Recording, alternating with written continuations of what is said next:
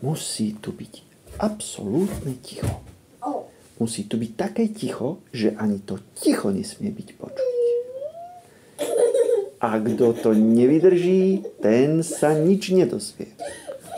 A čaká nás ďalšia kapitola neuveriteľných príbehov výpravy Fiazajka a jeho smelej družiny.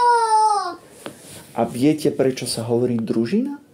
Pružina, ja viem, družina, pružina.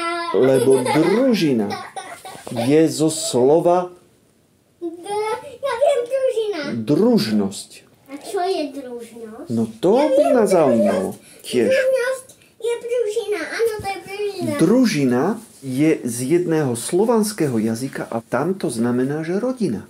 A už to dáva zmysel, lebo keď sa povie, že je taká verná družina, tak družina sa povie vlastne na ľudí, ktorí nie sú ani bratia, ani sestry, ani mami, ani otcovia, ani synovia, ani dcéry navzájom. Potom sa nikomu nenarodili.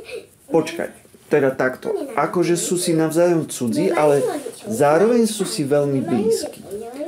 A preto sa volajú družina. Lenže viete, čo je na tom zaujímavé? Že družina znamená v preklade rodina. Takže vlastne tí ľudia, ktorí sú si akože cudzí, ale sú si blízki a voláme ich družina, tak to sú vlastne ako keby boli rodina. Čiže takáto družina bol aj Fiazajko s celou s tou výpravou a oni už vlastne boli tak všelijako spriaznení, všelijako sa tak skamarátili, že už boli ako ozajstná rodina, aj keď na začiatku alebo niekto vypovedal, ale veď oni sú úplne cudzí, čo má spoločné Zajko s Lenkou? Alebo Jazvec s tetou Zajačikovou? Priatelia má, pretože oni sa tak spriatelili a zblížili a tak si navzájom pomáhali, že sa z nich stala ozajstná rodina.